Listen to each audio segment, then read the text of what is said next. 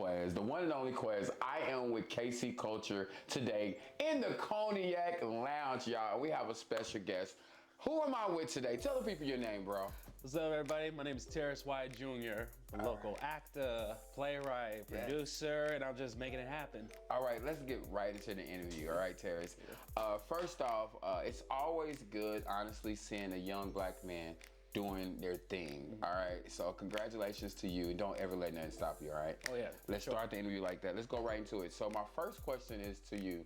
When did this all start? Let's talk about when you first was a kid. When did we get this idea just to be an actor? Let's see. For starters, when I was little, I was diagnosed with ADHD. So of course, I wasn't able to sit down or anything. I just been bouncing all over the place. And so, speeding forward, my parents, they took me to see my first Broadway national touring show at Starlight Theater. Wow. Called Beauty and the Beast. Okay. I didn't know what to expect. I was just sitting there and I was just mesmerized of just like all the theatrical aspects of what I was seeing on stage. And I'm like, and I just felt something in me to where I was like, I want to do more of it. So I didn't know where to go for that. And of course, my mom, shout out to my mom, love you, Mom. So she put me into theater for like theater classes, starting with Starlight. Wow. And the rest was history. So basically you started, you see something you like, and you start working your gift. Yeah. Let's talk about that first time your first acting gig. Yeah. How was that? How was that time when you first said, you know, I want to do this? Your first class, talk about that. Yeah, so through, with Starlight, it all started with like my first audition when they did The King and I. Yes. I didn't book it, but it was an education experience, and I just been learning through what their education program, like Starlight Theater Academy, and then leading up to through high school, I did Starlight Stars of Tomorrow, which is a performance troupe to where you get to perform like certain numbers from every show that's coming to Starlight. Wow. And you also get like a workshop from all the national touring castmates and stuff, which is a wonderful experience. But I'm so sorry, going backwards. So I always, what I tell people is, this is like preparation for destiny. So I feel like how we live our life is just getting us prepared for what's coming for next. So you got to take all of that, and let's move on down the line to where you are right now. So we know that you learned all of that, and so you said, hey, I think I can do this, right? You wrote your own play, right? Let's talk about that. When was your own first play produced?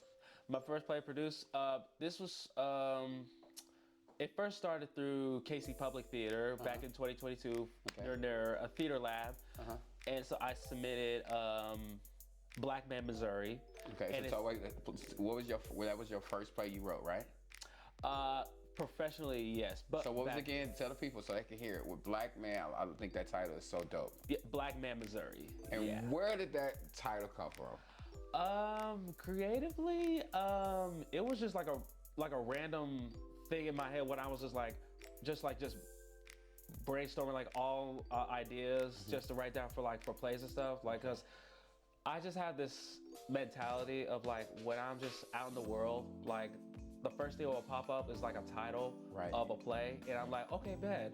And now I'm like, okay, but what's it about? What's the meaning of it? So I just have like little things of it. So what was that play about? What was your first play about?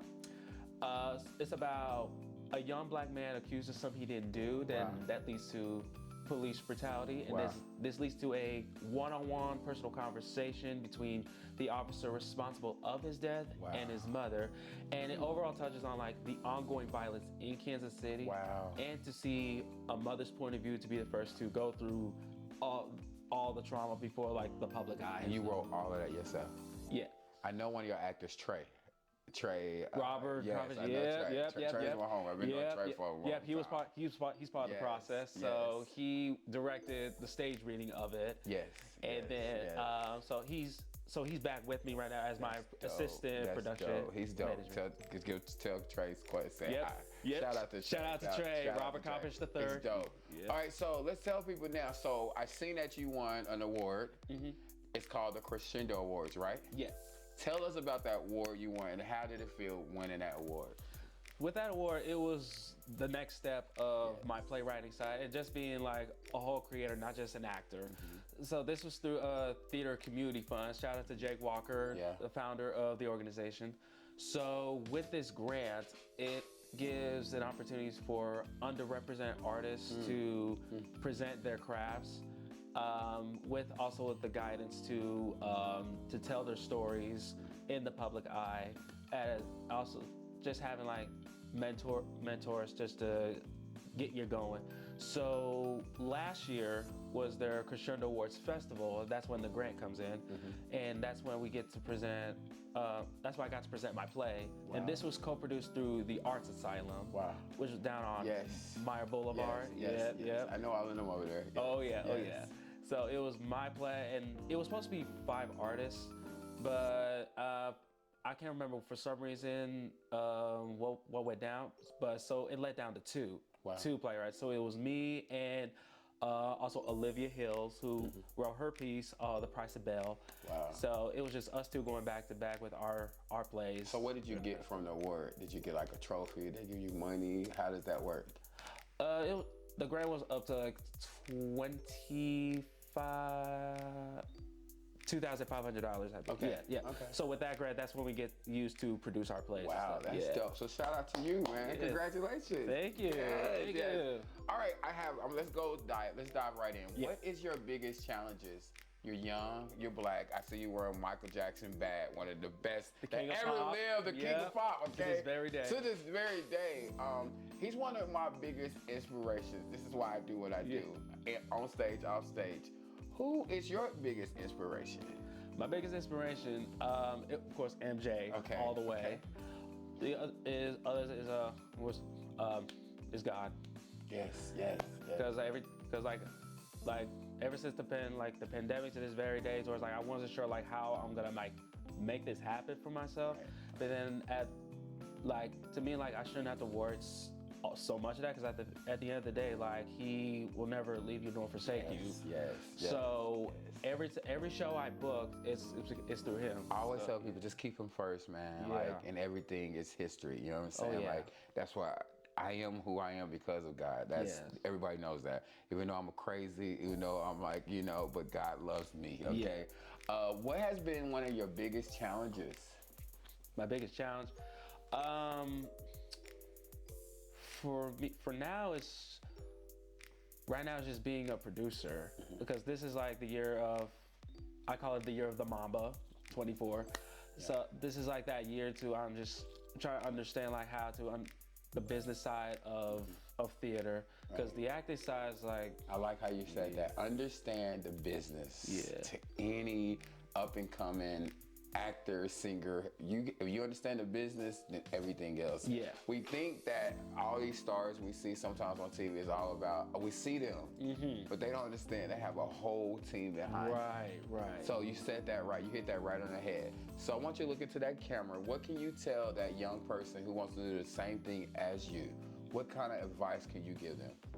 So every knowledge that you're given from your whole life, like keep it in your system, but at the same time, like once you're getting to a new opportunity, like act like you don't have that knowledge, because walk in there with 0 knowledge, because you're gonna walk out with knowledge.